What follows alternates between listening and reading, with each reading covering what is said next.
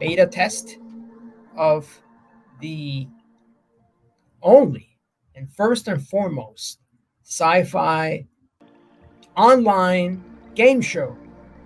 And we, the Philip K. Dick Film Festival, is the first to pioneer this. So I'm really excited about the few who showed up.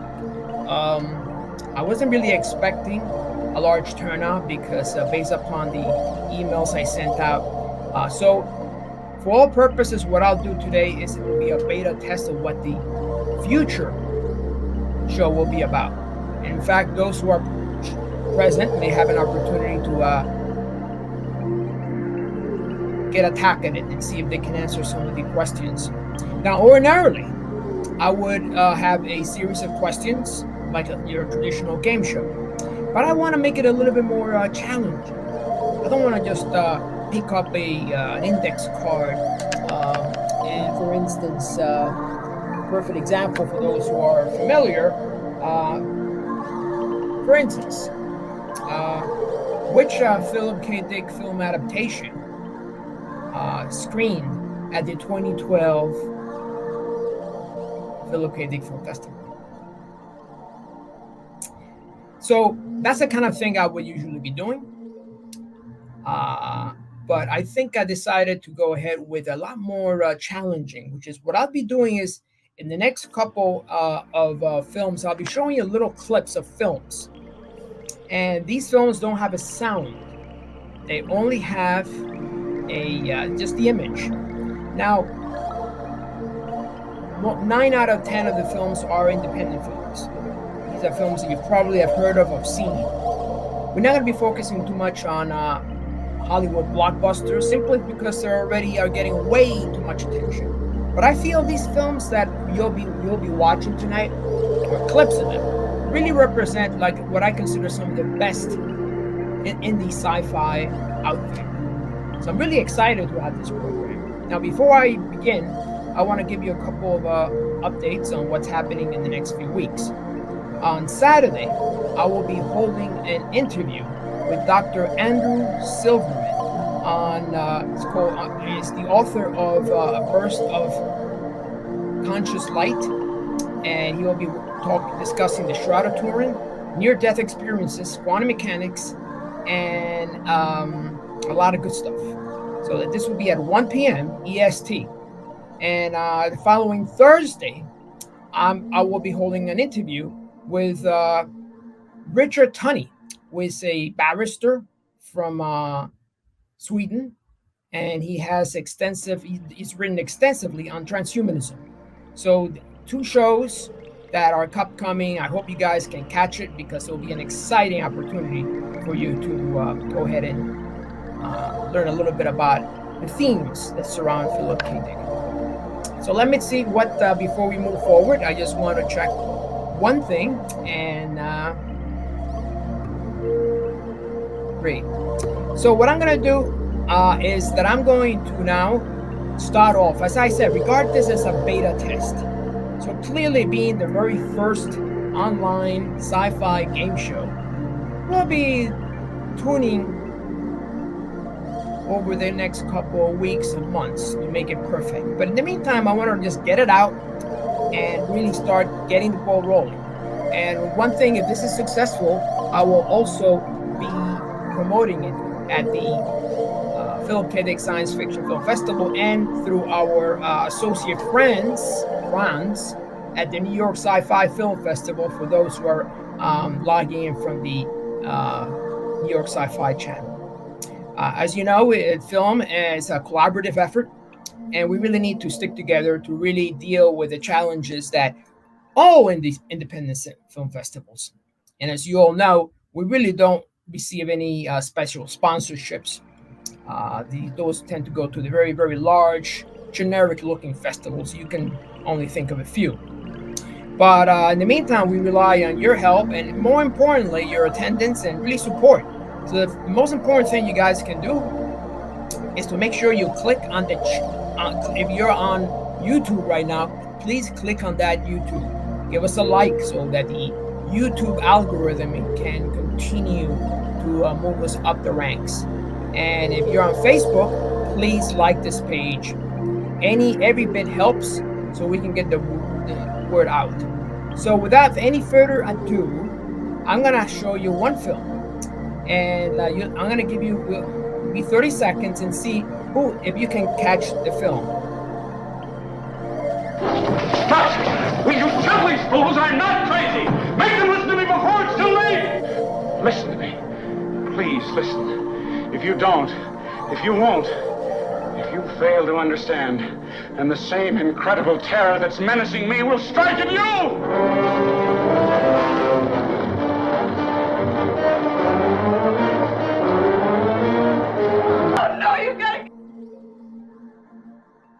That should give you some idea of what this film is about. And actually, the sound was there.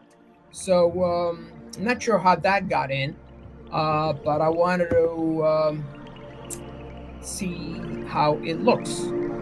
So, okay. So far, nobody's really is responding here. I'm gonna give everybody a few seconds more to think about it, and if you have an idea of what this film is, please comment on below, and we'll get a much better idea of what we are talking about. What film this is? I guess the name of the show is Name This Movie, and it is a produced and organized by the Filmmakers Science Fiction Film Festival. Okay. Well, I don't think anybody answered, has it? Okay. Well, again, this is going to take a little bit of time for everybody to jump on board. But the name of the movie is 1956 classic Invasion of the Body Snatchers. Now, some of these films may be going way back, so I don't expect a lot of people to really pick up on it. Most likely, you guys have heard of the 1978 version of the Body Snatchers, which had Leonard Nimoy and Donald Sutherland. But that's number one. Okay, great. So I'm going to go on to film number 2. Clip number 2. Okay. Again, this is going to get a little bit harder with each one. Here you go. There is no sound here.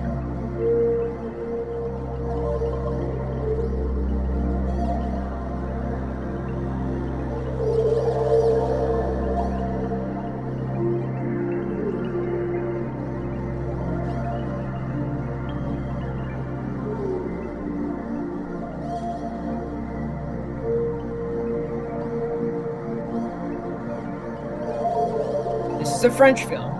So, and it came out in the early 60s.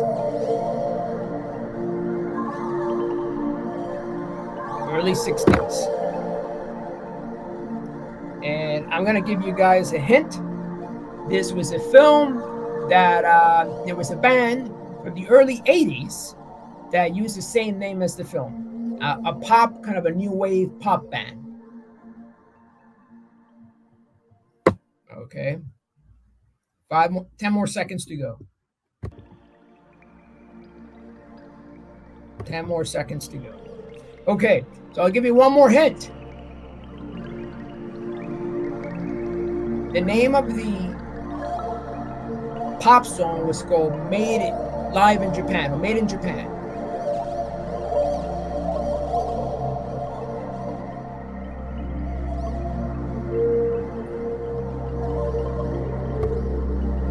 Okay. Well, I know it's going to take a little bit of thinking here. That's the whole idea of getting this show on beta. But the name of the movie is called Alphaville. And so there was a band that came out in the, I believe, in the early 80s. And I believe it was Live in Japan. And they borrowed that name from the movie. And they had 2 amazing hits. Okay, fantastic. Let's move on. The next one, again, and this is a good one.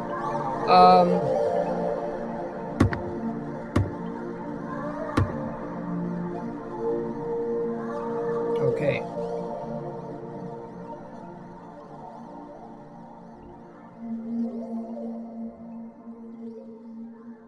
Again, no sound here. There is a reason. Since we're streaming on YouTube, we need to do this to avoid any issues with the with YouTube and other streamers. Okay, again, some of these are challenging. Again, this was the early 70s, but I will give you another hint. We'll give you another hint. The director of this film was the effects, I guess, manager, producer in Blade Runner. Okay? The director of this film worked in Blade Runner. So that should give you an idea who the director is. Or the name of the film. Okay, so the name of the film is Brainstorm, with a very young Christopher Walken. And the director is Douglas Trumbull. Remember him? Effects, Blade Runner, and 2001. So very interesting. I believe this is all these films, but I highly recommend you watch. Brainstorm is highly underrated. Unfortunately, can't understand why. It's really a visionary film. Douglas Trumbull poured a ton of money into it. Had Cliff Robertson. Had clearly a Christopher Walken, and unfortunately didn't that well at the box office. He was unfortunately so disappointed with the box office and the politics that he decided to continue in effects and not to do any more or direct any more films. However, the film is a masterpiece, and it's called Brainstorm. All right, on to the next film. Now, I want you guys to catch the following. This film came out I'm going to give you a hint. This film came out in 1998. And it came out at a time when there were a lot of other films such as Fight Club.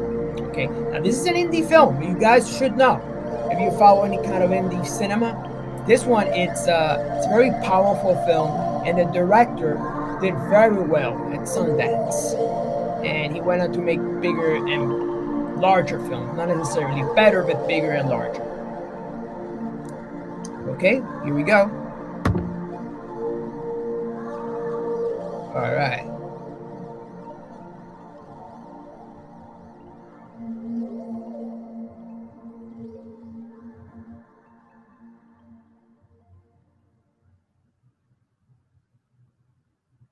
Okay. Any ideas? Okay. The name of the film was Pi, and Darren Aronofsky. That was his breakthrough film. It won Best Audience Award, I believe, at Sundance, 1988. He was awarded over $1 million, and he went on to make other films such as Requiem for a Dream and others as well in the last few years. So, name is Pi. Again, if you haven't seen it, I highly recommend it. It's a great film, and it really is. He shot at MOS without sound. He dubbed it afterwards, and he supposedly spent less than $100,000 on it. And so now this one I don't expect many to pick up, simply because it's another one of those visionary psychedelic sci-fi that's been highly underrated. And again, I believe you can catch this next film on YouTube for free. So here we go.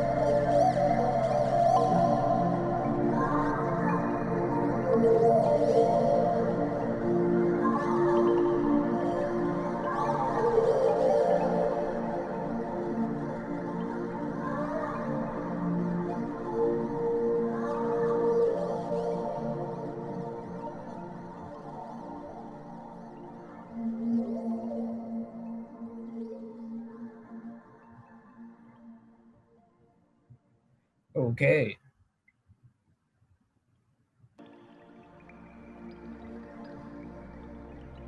Two fellows working in the garage, working on something. And this something is going to change their lives.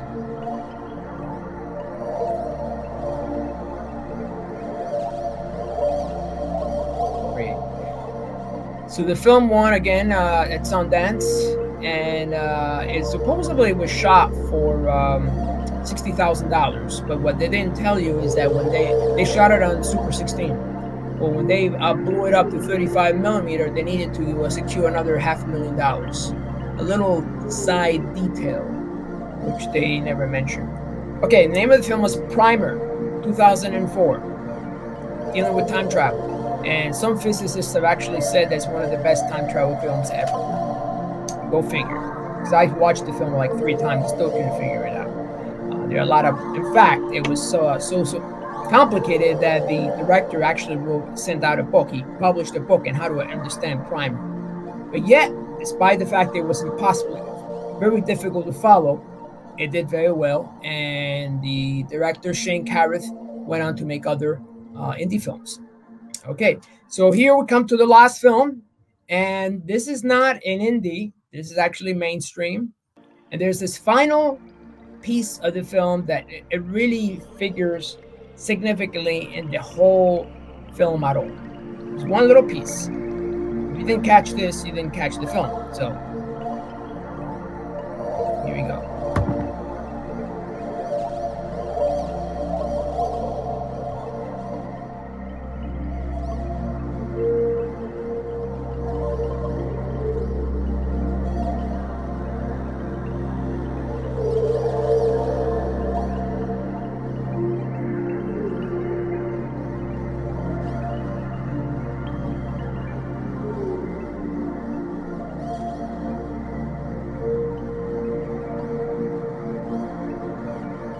Is Primer. And there you have it. So this was a very short run. My goal is to get a sense from the people who will be watching and the ones who watch right now, a sense of the film in terms of gauging the difficulty of the films.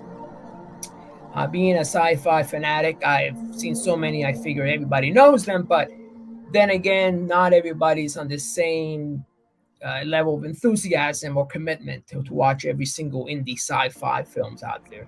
But please leave any comments below on what you think and other films. There are plenty of indie sci-fi and some horror films that we'll be working on.